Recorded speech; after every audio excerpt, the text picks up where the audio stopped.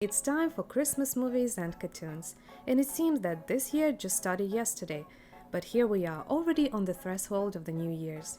What will it bring us? With this coat and this hat, I'll look just like Saint Nick. But we will hope for the better, believe in miracles, and make wishes. So I've decided to start a Christmas review marathon with The Grinch. Why? Because it is one of the most popular and recognizable cartoons in the world. All English-speaking children know who the Grinch is, and thanks to globalization and film distribution, a lot of children in the world now definitely know about this green gloomy creature. By the end of the video, I would love to hear about your favorite Grinch movie, so don't be shy and write that in the comments. The Grinch, a grumpy and always dissatisfied creature who lives on Mount Crumpet. He has a dog named Max. The Grinch hates Christmas. At first glance, it is not yet clear why, but we will find out that may have been that his heart was 2 sizes too small. The cheerful town of Whoville is located near the mountain. The Grinch hates the way the Whos celebrate Christmas and vows to ruin it. In an attempt to ruin Christmas for the Whos, the Grinch hatches a plan to steal all of their presents, decorations, and festive food on Christmas Eve. Disguised as Santa Claus, he sneaks into the Whoville and starts taking everything. Despite the Grinch's efforts, the Whos wake up on Christmas morning to find their possessions gone. However, much to the Grinch's surprise, the Whos still gather in the town square and joyfully sing, realizing that Christmas is about more than just material things. Witnessing the Whos' genuine spirit and love for each other, the Grinch experiences a change of heart. He understands the true meaning of Christmas, and his heart grows 3 sizes. Overwhelmed by his newfound compassion, the Grinch returns all the stolen items to Whoville, and he himself joins in the celebration. A very familiar story for everyone, but let's learn more about the creation of the Grinch, cartoons, and a film about this character. There are time codes below, so please use them if you like. The Grinch first appeared in a 33-line illustrated poem by Dr. Seuss called The Hubbub and the Grinch, which was originally published in the May 1955 edition of Red Book magazine. Dr. Seuss began work on How the Grinch Stole Christmas a couple of years later, around the beginning of 1957. They rush for their toys and then, oh, the noise. The Grinch is traditionally known for his anti-Christmas spirit and is always portrayed as a bitter and ill-tempered character. Aided by his pet dog Max, the Grinch is set to ruin Christmas for all of the residents of Whoville. The Grinch has become an anti-icon of Christmas and the winter holidays as a symbol of those who despise the holiday, much in the same nature as the earlier character of Ebenezer Scrooge. Give a penny for the poor, Governor. Penny for the poor. The book criticizes the commercialization of Christmas and the holiday season. It was kind of a surprise for me. I never thought about that way. After getting this thought, I found myself paying attention to it in the movie. The book has been adapted many times. First, as a 1966 animated TV film narrated by Boris Karloff, who also provided the Grinch's voice.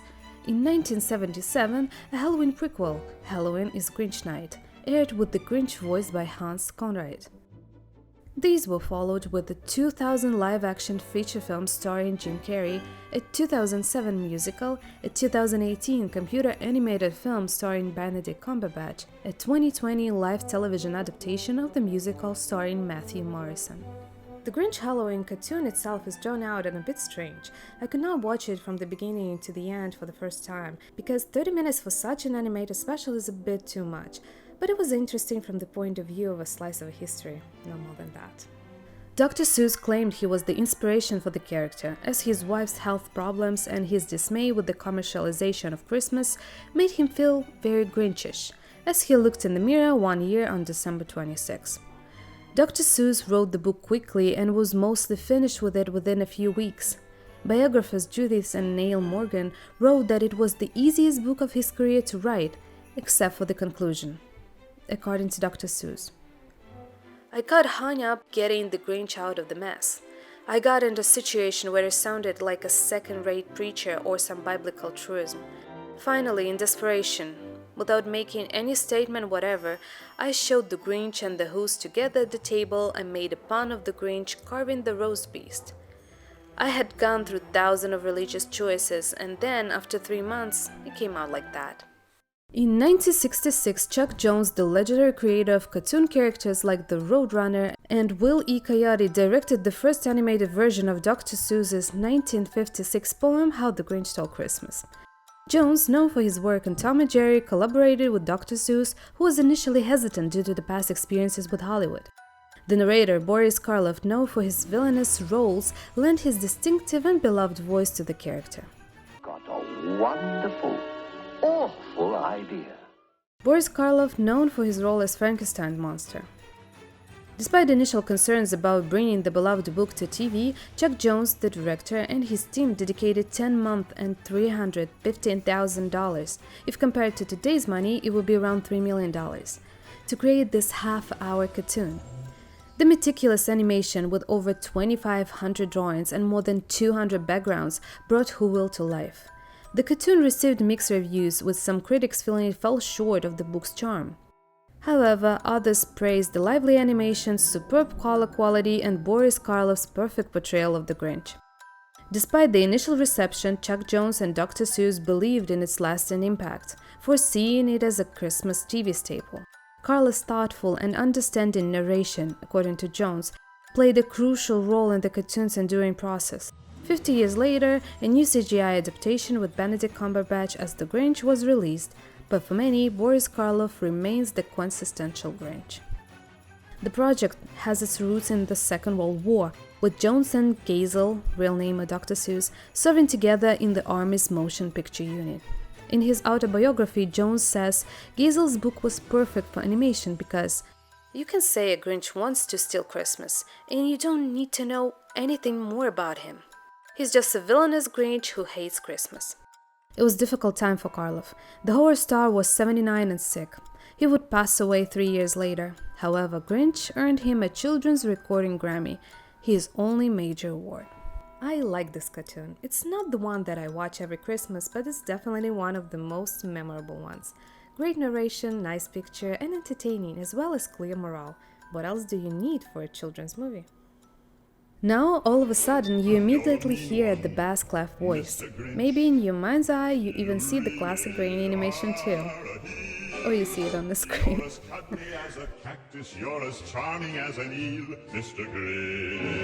Written for the 1966 cartoon special, the song has somehow since transcended even the transcendent cartoon classic show.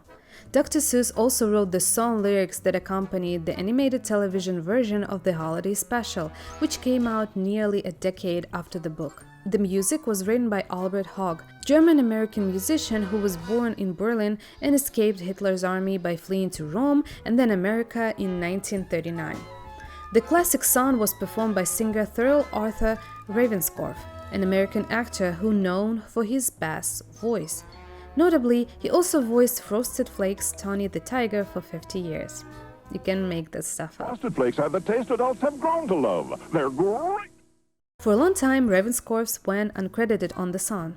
A long-time Disney employee who did cartoon and theme park voice work, Ravenscroft began in the business in 1940. He passed in 2005 after finally getting a credit for his work in How the Grinch Stole Christmas. The show's soundtrack won the Grammy Award for the Best Album for Children in 1968 and peaked at number 32 on Billboard. The show's soundtrack won the Grammy Award for the Best Album for Children in 1968 and peaked number 32 on Billboard. How the Grinch Stole Christmas in 2000 was a Christmas hit for some and a surreal experience for others. Oscar-winning director Ron Howard, known for serious projects like Apollo 13, surprised everyone by taking on this whimsical project. The main attraction was Jim Carrey, the 19th comedy king, making it a big-budget venture with over $120 million invested by Universal Pictures. Despite facing challenges during production, The Grinch became a huge success, earning a whopping $345 million. Bringing The Grinch to live action took a long time. The struggles and financial commitments to bring Dr. Seuss's imaginative worlds to life made it a complex task. Creating the enchanting Whoville and finding perfect filming locations presented their unique challenges. Future adaptations took an easier route by going fully animated. The movie is undoubtedly a wild ride, not only for the audience but also behind the screens, where plenty of drama unfolded during production. Dr. Seuss, whose real name was Theodore Geisel, initially refused to sell the film rights to his books. After his death in 1991, the decision fell to his widow, Audrey Geisel. She carefully considered offers and agreed to auction the rights to How the Grinch Stole Christmas. However, there were strict conditions. Producers had to agree to provide her with 4% of the box office, half of the merchandising revenue, and 70% of the profit from books tie-ins. All these demands were on top of the $5 million price tag for the material. Adding to the complicity, Geisel insisted that the actor playing the Grinch must have the same status as actors like Robin Williams or Jim Carrey, and Carrey eventually got the part. Before Carrey, Eddie Murphy and Jack Nicholson were considered for the Grinch role. Carrey, however, transformed his seemingly straightforward character from a cartoon into something his own. Although it's challenging to imagine anyone else in the iconic role, initial casting consideration included Murphy and Nicholson. While it's unclear how far in the casting process these two ended up, it's understandable that they were considered. Both could have put their over-the-top performances into the role while mixing in their own quirks and creative choices. There's an interesting what-if concept for each, but in the end, the Jim Carrey Grinch performance was simply irreplaceable. When casting of the Grinch was happening, Carrey was filming The Infamous Man on the Moon. This was the movie where Carrey's method acting was so extreme that they made a documentary about it. However, casting calls wait for no one. When he was asked to audition, Carrey remained in character. In an interview, Carrey credited this movie as he stated, "It was what convinced Audrey Geisel that he could lose himself in characters, providing he was the right man for the role." Before making The Grinch, there was a big discussion about Whoville, the main location. How should it look? How can we bring it to life? Someone may have suggested, do we need physical sets? Can it all be special effects? It's understandable why they thought about it. Recreating the imaginative world of Whoville from the original book was a challenging task. Skipping practical effects might have made it simpler. Luckily, they chose a mix of practical and digital, creating a real-life Whoville. Creating the Grinch suit turned out to be quite a challenging task for a costume department. The original book and cartoon didn't provide many details to work with, except that the Grinch had to be green with yellow eyes. Facing the creative challenge, the team decided to use the combination of yak hair, a spandex suit, and yellow contacts to bring the live-action Grinch to life. The intricate process involved dyeing yak hair and individually waving it into the spandex suit. The meticulous approach was essential to capture the essence of the whimsical character. Despite the discomfort and challenges, especially considering the yellow contact lenses for Carrey's sensitive eyes, the team successfully translated the cartoonish Grinch into tangible live-action form. What about the actor's experience? Jim Carrey playing the Grinch faced more than just the challenge of acting. Wearing the Grinch outfit wasn't a walk in the park. Since there were no scenes without the makeup, Carrey had to wear the elaborate suit for every single scene. Picture this, during the year-long shoot, the actor spent 92 days in the Grinch getup. The first day was 8.5 hours, and I went back to my trailer and put my leg through the wall, and I told Ron Howard I couldn't do the movie. And then Brian Grazer came in, and being the fix-it man, and came up with a brilliant idea, which was to hire a gentleman who is trained to teach CIA operatives how to endure torture. And so...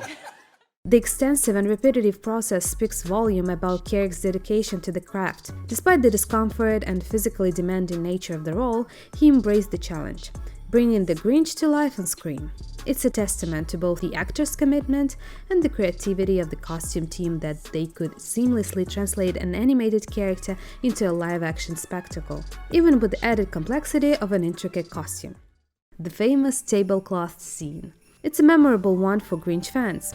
As he recounts his busy schedule, 5 o'clock, solve world hunger. Tell no one. I'm booked. But what would I wear? the Grinch recognizes a possible opening in his schedule and attempts to find an outfit to go out in. Deciding the tablecloth is an essential part of the outfit, he rips it clean off the table. However, according to movie mistakes, that wasn't exactly how the scene was supposed to go. Initially, Carrey was meant to make a total mess, spilling every dish onto the ground. To everyone's surprise, he was a little better at the rip than expected, and when the no dish fell, he was directed to clear the table however he wanted, and Carrey obliged. That's it, I'm not going. Creating the Whoville set is a lot more than just building some fake houses and setting up some trees. They have to set the scene, fill the town with a sense of authenticity, and then cover it all up with a mountain's worth of snow. Since real snow couldn't really be used, since it would melt, the production team had to find a means of making it snow. The solution? Crushed marble. How much? More than 75 tons of it. It's doubtful anyone wants to know just how long it took to get that much snow, but at least it looked good. While each Who in Whoville largely has similar looks and facial designs, the individual outfits are impressively different, but not too different from one another. This was achieved by Los Angeles-based sweater designer Seuss Collins, who along with 2 other knitters made 250 original pieces of knitwear. Cousins and Co had to work quickly as well, needing to provide the sweaters after 4 months. They ended up pulling it off, making approximately 83 sweaters each, including 8 red sweaters for Jim Carrey. It's an incredible feat since they were all hand-knitted. It turns out that working on this film wasn't the healthiest experience for everyone. While Carrey clearly had his own struggles, it was head makeup artist Kazuhira Tsui who got hit the hardest. Forced to face Carrey when he was struggling was tough enough, but it didn't end up there. He still had to maintain consistent quality across the massive costs on the major project. So he was able to handle it all and finish the film, but some therapy was needed to recover. While he still gained recognition for his work, earning a nomination for Darkest Hour, The Grinch is still a sore subject. After everything he went through, it's understandable. Sir Anthony Hopkins was the perfect choice as narrator. His calming voice provides a soothing means of exposition throughout the movie. That careful balance mixed with a considerable amount of lines may seem like it may take him a little while to record. In fact, he finished in a day. I knew about this movie for a long time. It was on TV when I was very young, and it was disgusting to me, especially the scene with the onion, and I could never bring myself to watch the entire movie from the beginning to the end. But as per usual, social media have changed my opinion. Finding clips from the movie made me want to finally watch it, and I can say that this Grinch is not that bad, especially now, knowing all the troubles that everyone involved in the creation had to endure. Probably this is not a film that I will rewatch from year to year. And what do you think? Is this film worth of occupying one's shelf the other Grinch films? In the latest version, Oscar nominee Benedict Cumberbatch lends his voice to the Grinch. The Grinch was released in the United States on November 9, 2018. It grossed over $526 million worldwide, becoming the highest-grossing Christmas film of all time, as well as the highest-grossing Dr. Seuss film adaptation. It received mixed reviews from critics who praised the animation and the vocal performances, particularly from Cumberbatch, but criticized the lack of creative license. This was the final Dr. Seuss film adaptation to be released during the lifetime of Seuss's widow, Audrey Giesel, who served as executive producer of the film and died on December 19, 2018, 5 weeks after the film's release. In February 2013, Illumination was developing a 3D animated feature film based on the Dr. Seuss book, with the working title How the Grinch Stole Christmas, later shot into The Grinch. While remaining true to the core narrative of Dr. Seuss' book, the 2018 adaptation also adds some additional elements and explores more of the Grinch backstory. This is a common practice in film adaptation to provide fresh content for both new and familiar audiences. In general, there is not a lot of info on the production or overall creation of the Grinch. Even AI is not capable of providing the data, but to be honest, what can be said on this matter if Illumination creates its movie convey away? And pretty much the same. I remember my first impression of the film when I just saw it in the movie theater. I thought it was simple and parasitic towards the Christmas family movies. I didn't even rewatch it until the review video. And this time, to my surprise, I liked it. It is simple enough to enjoy for one-time viewing, it's entertaining enough and a bit funny, so I feel no blame in watching it. Absolutely none. The story of the Grinch is really sweet and heartwarming. It's good to watch it once in a lifetime for sure, but for those who love it, it's a pleasure to rewatch it every year. So why not? Watch only good movies and enjoy Merry Christmas stories. And I can show you my hands. I mean, it looks like Shrek from this point of view, but it was supposed to be Grinch themed. So I mean... Aaron B. Benson who? I hate you. Hate, hate, hate, hate, hate, hate. Double hate. Loathe entirely. I hate you!